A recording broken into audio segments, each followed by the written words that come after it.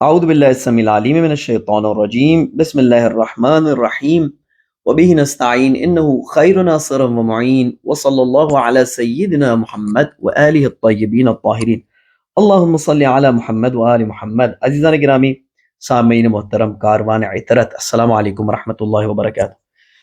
عزیزان گرامی، وقت آ چکا ہے کہ ایک بہت فرینک ڈسکشن ہو، اور جس طریقے سے دنیا کے حالات چل رہے ہیں اور جس طریقے سے پرابلمس پیش آ رہی ہیں مختلف خطوں میں، تو یہ اس بات کا تقاضا کرتی ہے کہ بہت فرینک ڈسکشنز اور تکلف و تعارف کے پردوں کو سائڈ میں کر کے ایک دو ٹوک بات ہو، جس میں پیغام جو ہے وہ واضح طور پر ڈلیور ہو، اور بات کو سمجھانے کی کوشش کی جائے، اور سامنے سے اگر سوال ہو تو اس سوال کی جواب دینے کی بھی کوشش کی جائے۔ تو بہت سارے لوگ ہیں جو مختلف سوالات رکھتے ہیں دعا اور مناجات کے حوالے سے، بہت جگہوں پر ڈسکشنز ہوتی ہیں اور باتیں ہوتی ہیں، تو اس میں ایک بہت اہم بات جو سامنے آتی ہے وہ یہ ہے کہ مناجات اور دعا کا رول ہمارے زندگی میں کیا ہے، اور خاص کر کے ان حالات میں کسی خطے میں ڈالر جو ہے اوپر جا رہا ہے، کسی خطے میں غربت جو ہے وہ حد سے زیادہ آگے بڑھ رہی ہے، کسی خطے میں ظلم ہے، کسی خطے میں پرابلمز ہے، تکلیف ہے، تو بہت سارے لوگ اس بات کے قائل ہیں کہ ان تمام مسائل اور مشکلات کی وجہ یہ ہے کہ شاید یہ ان کی میں بات بتا رہا ہوں، اور انشاءاللہ اس کے اوپر ڈسکس کریں گے کیا صحیح ہے کیا غلط ہے، کہ شاید یہ اس وجہ سے ہو رہا ہے کہ ہم نے کچھ زیادہ ہی دعا پہ اور عبادات پر زور دیا، اور ہم جو ہے وہ کام سے اور پریکٹس سے اور عمل سے غافل ہو گئے، تو لہٰذا یہ نتیجہ ہمارا حاصل ہوا کہ آج ہم جو ہے وہ پریشانی میں، ہم مشکلات میں، اور ہم نے، جیسے امام علیہ السلام فرماتے ہیں کہ جو بھی دعا کرتا رہے اور عمل نہ کرے تو ایسا ہے کہ جیسے بغیر تیر کے کمان چلا رہا ہے، تو وہ سمجھتے ہیں کہ یہ بات اس وقت جو دنیا میں پرابلمس پیش آ رہی ہیں وہ اس جہت سے ہیں۔ تو ہم پہلے انالائز کرتے ہیں کتنی جہت سے پرابلم پیش آ سکتی ہے۔ ہو سکتا ہے کہ ایسے ہی ہو کہ ہم بہت ساری دعائیں کرتے ہوں، بہت ساری عبادتیں کرتے ہوں، لیکن عمل نہ کرتے ہوں دنیا میں اپنی زندگی کو بہتر بنانے کے لیے، اپنے رسپانسبلٹیز کو ادا کرنے کے لیے۔ اور ہو سکتا ہے برعکس کہ ہم بہت ساری رسپانسبلٹیز اپنی ادا کرنے کی کوشش کرتے ہوں، بہت ساری کاوشیں اور کوششیں اور محنتیں کرتے ہوں اور کرنا چاہتے ہوں، لیکن ہمارا دعا کی طرف رجحان نہ ہو، لہٰذا ہمارے کام میں کوئی رزلٹ نہیں ہے۔ اور تیسرا امکان یہ ہو سکتا ہے کہ ہم دعا بھی کرتے ہیں، ہم عبادات بھی کرتے ہیں، اور ہم پریکٹس بھی کرتے ہیں، اپنا کردار بھی ادا کرتے ہیں، سوسائٹی میں پریکٹیکلی انوالوڈ ہوتے ہیں، اور لیکن اللہ سبحانہ و تعالیٰ نے چاہا کہ ہمارے ساتھ یہی ہو، اور اسی لیے جو سچویشن بری ہے یہ ایک ہمارا امتحان ہے۔ تو یہ تین صورتحال کو ہم بررسی کرتے ہیں، اس کو دیکھنے کی کوشش کرتے ہیں کون سی صحیح ہو سکتی ہے، کون سی نہیں صحیح ہو سکتی۔ تو تیسری سچویشن ہے، اس کو ہم، میرے خیال میں ہمارے پاس جواز ہے سائڈ میں رکھنے کا۔ کیوں؟ کیونکہ ہم اگر کہیں کہ یہ ہمارا امتحان ہی ہے اور اس میں ہماری کوئی غلطی نہیں ہے، ہم نے دعا بھی بہترین طرح سے انجام دی ہے، اور ہم نے عمل کے میدان میں بھی کسی خطے کو خالی نہیں چھوڑا، اور ہم کنٹینیوس عمل کرتے رہیں اور بغیر کسی سستی کے اور کاہلی کے آگے بڑھتے رہیں، تو یہ بہت زیادہ خوشگمانی ہوگی اپنی جانب، اور میرا نہیں خیال ہے کہ کوئی بھی اس کو قبول کرے گا کہ ہمارا کوئی قصور ہی نہیں ہے اور ہم دونوں میدان میں کامیاب رہیں، اور جو کچھ ہے وہ اللہ سبحانہ و تعالیٰ کی طرف سے امتحان ہے۔ اگرچہ کہ امکان رکھتا ہے، ہر انسان کی ایک پرائیویٹ زندگی کا اسپیکٹ ہوتا ہے جس میں وہ امتحان کو بھی جھیل رہا ہوتا ہے، اور ایک وہ اسپیکٹ بھی ہوتا ہے جو اجتماعی طور پر جس میں وہ رہ رہا ہوتا ہے، لیکن اس کو ہم کنارے پر رکھ دیتے ہیں، کیونکہ اگر یہ اللہ سبحانہ و تعالیٰ کا امتحان ہے تو الحمدللہ، جیسے کہ ہم آج تک کامیاب رہے ہیں، اس کے بعد بھی اسی طریقے سے کامیاب ہو جائیں گے اور آگے بڑھ جائیں گے۔ لیکن ہم اس کو دیکھتے ہیں کہ پہلی دو سچویشنز کو دیکھتے ہیں کہ کیا ایسا ہے کہ ہم نے دعاؤں اور عبادتوں پہ بہت زور دیا ہے اور عمل کے میدان کو بالکل خالی چھوڑ دیا ہے، یا نہیں ہم نے عمل کے میدان میں، جدوجہد کے میدان میں بہت آگے بڑھنے کی کوشش کی ہے اور دعا کے میدان کو خالی چھوڑ دیا ہے، یا تو خدا نہ خواستہ ایک اور سچویشن کہ نہ ہم نے دعا کے میدان میں جسٹس کیا اور نہ عمل کے میدان میں ہم نے کوئی خاص کام دکھایا ہے۔ تو دیکھیں، کسی بھی چیز کو سمجھنے کے لیے کہ کیا ہم نے اس کے اندر تلاش و محنت کی ہے، ایفرٹ کی ہے، تو یہ دیکھا جاتا ہے کہ وہ ایفرٹ کی نشانیاں کیا ہیں۔ مثال کے طور پر اگر کوئی طالب علم ہے یا میڈیکل اسٹوڈنٹ ہے کوئی جو بہت ڈیفیکلٹ ایگزام دینا چاہ رہا ہے، فار ایگزامپل یو ایس ایملیز کا ایگزام ہوتا ہے، بہت ڈیفیکلٹ ایگزام ہوتا ہے، تو جب وہ ایگزام دینا چاہتا ہے تو ہم یہ نہیں بتا سکتے کہ کیا اس کے رزلٹ اس ایگزام کے اچھے آئیں گے یا نہیں آئیں گے، لیکن ہم یہ ضرور بتا سکتے ہیں کہ اس نے محنت کی یا نہیں کی۔ وہ کیسے بتا سکتے ہیں؟ ہم یہ کاؤنٹ کریں گے کہ کتنے گھنٹے بیٹھ کے دن میں پڑھائی کرتا تھا، کتنی اس نے گروپ سٹڈیز کی ہے، کون سی کتابوں سے اس نے پڑھا ہے، کتنا اس نے اپنا ٹائم صرف کیا ہے پڑھائی کرنے میں، اس امتحان کے لیے تیاری میں۔ تو جب یہ ہمارے لیے کلیئر ہو جائیں گی تو ہم توقع رکھ سکتے ہیں کہ اس کا رزلٹ جو ہے وہ یا تو اچھا آئے گا انشاءاللہ، اور یا اگر برا آئے گا تو پھر اس میں اس کا کوئی قصور نہیں ہے۔ اسی طریقے سے ہر ہر کام میں آگے بڑھنے کے کوئی آثار ہوتے ہیں۔ اگر کوئی کسی سفر پہ جا رہا ہوتا ہے تو آپ یہ نہیں بتا سکتے کہ وہ سفر پر روانہ ہوگا یا نہیں ہوگا، لیکن آپ یہ کم سے کم ضرور دیکھ سکتے ہیں کہ اس نے اپنی سوٹ کیسز باندھی ہے، پیکنگ صحیح کی ہے، جو چیزیں لے جانی ہے وہ لے جا رہا ہے، جو وہاں پر امانتیں لوگوں کو دینی وہ دے رہا ہے یا نہیں دے رہا۔ تو یہ آثار ہوتے ہیں ہر اس چیز کے کہ جس کے لیے کوئی اہتمام کیا جاتا ہے۔ یا فار ایگزامپل اگر کسی محلے میں یا کسی شہر میں نماز پڑھنے کا رواج ہے تو اس کو آپ ان سائنس سے دیکھ سکتے ہیں کہ مسجدیں کتنی ہیں اس محلے میں، مسجدیں کتنی خوبصورت بنی ہوئی ہیں، کتنا مسجدوں کو بنانے میں اہتمام ہوا ہے، اذان ٹائم پر ہوتی نہیں ہوتی ہے، اور کتنے لوگ جاتے ہیں مسجد میں نماز پڑھنے۔ تو ان چیزوں سے آپ کو اندازہ ہو جاتا ہے کہ کیا نماز کی طرف اہتمام ہے یا نہیں ہے۔ کبھی کبھار ہمارے ایک بزرگ تو فرماتے تھے کہ میں جب ویسٹ میں جایا کرتا تھا تو کسی گھر میں تبلیغ کے لیے کسی گھر میں بیٹھے ہوتے تھے، جو ہمارا ہوسٹ بھی ہوا کرتا تھا، تو باتیں ہوتی تھیں دین کے بارے میں، نماز کے بارے میں، مختلف چیزوں کے بارے میں۔ تو لیکن جب نماز کا ٹائم آتا تھا تو میں پوچھتا تھا کہ جانماز کدھر ہے، قبلہ کدھر ہے، تو اس میں جو ہے وہ گھر میں جو ہے ایک سناٹا قائم ہو جاتا تھا، یا پھر جو ہے وہ بڑا پریشانی کا ماحول ڈیولپ ہو جاتا ہے کہ اب لائیں کہاں سے، یعنی اس گھر میں نماز کے لیے جانماز ہی نہیں تھا، یا انہیں یہی نہیں پتا تھا کہ قبلہ کس طرف ہے، کوئی کہتا تھا اس طرف، کوئی کہتا تھا اس طرف۔ تو اس سے پتہ چل جاتا ہے کہ باتیں بہت ہیں لیکن عمل نہیں ہے۔ تو اب ہمیں عزیزان گرامی یہی دیکھنا ہے کہ دعا کے میدان میں کیا صورتحال ہے، کیا سائنس ہے ہمارے پاس اس بات کو ثابت کرنے کے لیے، کیا نشانیاں ہیں کہ ہم نے دعا پہ بہت کام کیا ہے اور پرابلم کہیں اور ہے۔ تو عزیزان گرامی اگر دعا اور مناجات کے ٹاپک پر کام ہوتا ہے کسی معاشرے میں، اور اس معاشرے کا مزاج پروردگار متعال سے دعا کا رشتہ برقرار رکھنے والا ہوتا ہے، مناجات کرنے والا مزاج ہوتا ہے اس معاشرے کا، تو ہم جانتے ہیں کہ اہل بیت علیہ السلام سے چند بہت ہی عمدہ مفاہیم والی، بہت ہی پرمغز مناجاتیں ہم تک پہنچی ہیں۔ مثال کے طور پر دعائے عرفہ امام حسین ابن علی علیہ السلام ہے، مثال کے طور پر دعائے ابو حمزہ سمالی ہے، یا تمام کی تمام صحیفہ سجادیہ ہے، یا جس دعا کو، جس مناجات کو ہم پڑھ رہے ہیں، مناجات شعبانیہ امام علی علیہ السلام ہے۔ تو یہ چند مناجاتیں ہیں اور دعائیں ہیں، دعائے کمیل ہے کہ جس کے بارے میں ہمیں پتہ ہے کہ اہل بیت علیہ السلام سے ہم تک پہنچی ہیں، اور اس میں کوئی شک نہیں ہے۔ اس کے مفاہیم بھی اتنے بلند ہے کہ ہم اس میں شک کر ہی نہیں سکتے، اور ان کو اگر ہم قرآن مجید کے ساتھ بھی پرکھیں تو ان کی تمام کلمات اور گفتار اور جملات قرآن مجید کے ساتھ ہم آہنگ ہیں، کسی قسم کا تضاد نہیں ہے، بلکہ ایک دوسرے کو سپورٹ کرتے ہیں۔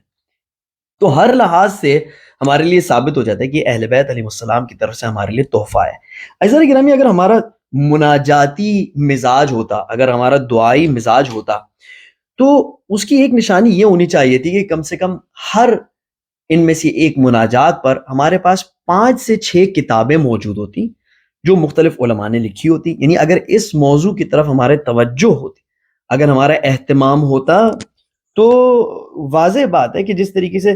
فار ایگزامپل غدیر کے موضوع پر یا ولایت کے موضوع پر اس وقت آپ سرچ کریں، آپ کو بے تحاشا کتاب مل جائیں گی۔ کیوں؟ کیونکہ وہ موضوع ہمارے لیے اہمیت رکھتا ہے تو وہ نظر آتا ہے۔ یا قصیدے، منقبت اور نوحوں کے ٹاپک پر آپ سرچ کریں، آپ کو ہزاروں کتابیں مل جائیں گی۔ کیوں؟ کیونکہ یہ موضوع ہمارے لیے اہمیت رکھتا ہے۔ لیکن دعا کا موضوع ایسا نہیں ہے۔ شاید آپ کے ذہن میں ہے کہ نہیں، اگر ہم اپنے کسی بک سٹال میں جائیں، کتابوں کی دکانوں میں جائیں، اور وہاں پر ہم دعا کی کتابیں پوچھیں ان سے کہ کون سی ہمارے پاس ہے، تو وہ بہت ساری کتابیں ہمارے سامنے رکھ دیں گے، بہت ساری دعاؤں کی کتابیں، بہت ساری وظائف کی کتابیں۔ تو یہ کیسے ہم کہہ سکتے ہیں کہ ہمارا اس کی طرف رجحان نہیں ہے؟ عزیزان گرامی، اہل بیت علیہ السلام کی دعائیں اگر اتنی سادہ ہوتی کہ صرف ان کے عربی عبارت کو پڑھنے سے اور ان کے ترجمے کو پڑھنے سے یا نہ پڑھنے سے گزارا ہو جاتا، یا مثلا آپ کہتے ہیں کہ ہم کہتے ہیں کہ یہ ورد ہیں، جیسے جادو کے ورد ہوتے ہیں کہ کوئی فرق نہیں پڑتا کہ ان کا معنی کیا ہے، ہو سکتا ہے معنی ہو بھی نہ اس میں کچھ، بس پڑھ دینے سے جادو ہو جاتا ہے۔ اگر یہ تصور صحیح ہوتا دعاؤں کے بارے میں کہ یا تو صرف عربی عبارت ہی کافی ہے، یا عربی عبارت اور ترجمہ کافی ہے، کوئی اور آگے بڑھنے کی ضرورت نہیں ہے، اس میں کچھ اور ہے ہی نہیں، تب تک تو ہماری بات صحیح ہوتی اور اس میں کوئی شک نہیں ہوتا۔ لیکن اگر ہم اس کے قائل نہیں ہیں اور ہم اس بات کے قائل ہیں کہ دعا میں اس سے بڑھ کے کچھ ہے. یعنی ہم جب کہتے ہیں یا من اسمہ دوا و ذکرہ شفا و طاعتہ غنا ارحم من رأس مالہ الرجا، تو اس عربی عبارت میں ایک تو عربی عبارت ہے، ایک ترجمہ ہے، اور اس کے بعد اچھے خاصے مفاہیم ہے کہ جو کسی سمجھدار انسان کو، پڑھے لکھے انسان کو، علماء کو ضرورت ہے کہ اس پر تدبر کریں، تفکر کریں، انہیں نکالیں اور وہ ہمیں بتائیں، یا اس پر کم سے کم تدبر و تعامل کی ضرورت ہے. تو جس طریقے سے قرآن مجید کی مختلف تفاسیر موجود ہیں، مختلف تفہیم القرآن کے اوپر کتابیں لکھی گئی ہیں، تو پھر ہمارے یہاں بھی ایسی کتابیں موجود ہونی چاہیے. یعنی اس وقت اگر آپ جائیں کسی بک سٹال میں یا آپ انٹرنیٹ پر سرچ کریں کہ ہمیں شرح چاہیے دعائے امام حسین در روز عرفہ کی، تو کم سے کم آپ کو 6 یا 8 جلدیں مل جانی چاہیے. اور اگر 6 یا 8 جلدیں اس پر نہ ملیں، یعنی مختلف علماء نے لکھی ہوئی ہوں، یعنی ایک عالم دین نے 4 جلد شرح دعائے عرفہ پر لکھ دی ہو امام حسین علیہ السلام کی، دوسرے عالم دین نے، دوسرے اسکالر نے 2 جلد لکھی ہوں، تیسرے اسکالر نے مثلا 4 جلدیں لکھی ہوں، یا کم سے کم سب نے ایک ایک جلد لکھی ہو، تو اس وقت ہمارے پاس شرح دعائے عرفہ امام حسین کے اوپر کم سے کم 4 یا 5 کتابیں، کم سے کم اگر ایک پورا کتاب خانہ نہ موجود ہو تو اتنا تو ہونا چاہیے نا. یا پھر دعائے ابی حمزہ سمالی پر ہمیں کم سے کم 8 9 10 جلد کتابیں مل جانی چاہیے، جس میں مختلف علماء نے، مختلف اسکالرز نے، مختلف ٹیمز نے مل کر یہ دیکھنا چاہو کہ امام علیہ السلام جو ہے وہ اس دعا میں ظاہری الفاظ کے ساتھ اور کیا کیا پیغام دینا چاہ رہے ہیں، ہمیں ایکسپلین کیا گیا ہو. کیونکہ جس چیز کی ورت ہوتی ہے، جس چیز کی ارزش ہوتی ہے، اس کو پھر ایکسپلین کیا جاتا ہے نا. آپ دیکھیں مرزا غالب کے شعروں پر کتنی کتابیں لکھی، سعدی کے شعروں پر کتنی کتابیں لکھی گئی ہیں، حافظ کے شعروں پر کتنی کتابیں لکھی گئی ہیں. تو جس کلام کے اندر ہم محسوس کرتے ہیں کہ وزن ہے اور کچھ سمجھنے کا ہے، تو اس کے اوپر ہمارے پاس کتابیں موجود ہوتی ہیں، کتاب خانے موجود ہوتے ہیں اس موضوع کے اوپر. چلیں اس کو ہم چھوڑیں، آگے بڑھتے ہیں. صحیفہ سجادیہ کو دیکھ لیں آپ. صحیفہ سجادیہ کے اندر جو دعائیں ہیں، مختلف موضوعات پر دعائیں ہیں، تو ان کے اوپر کتنی کتابیں موجود ہونی چاہیے؟ آپ ذرا حساب لگائیں. اور اگر ہر ایک دعا کے اوپر بھی ایک چھوٹا سا کتاب چاہو تو کتنی ساری کتابیں موجود ہونی چاہیے جو صرف ہمیں یہ ایکسپلین کر رہی ہوں، جس میں مختلف اسکالرز نے، مختلف علماء نے ہمیں صرف یہ ایکسپلین کرنا چاہا ہو کہ اس میں امام علیہ السلام کیا فرمانا چاہ رہے ہیں. اور اگر ہم کہیں کہ کتابیں موجود نہیں ہیں تو کوئی حرج نہیں ہے، تو کم سے کم ویڈیوز موجود ہونی چاہیے. اس وقت اگر آپ کسی بھی ٹاپک پر سرچ کرتے ہیں تو اگر آپ کو اس کے اوپر بہت ساری ویڈیوز آ گئی سامنے، بہت ساری آڈیو کی مجالس یا ڈسکشنز یا لیکچر سامنے آ گئے، یعنی اس موضوع پر کافی اہتمام ہوا ہے.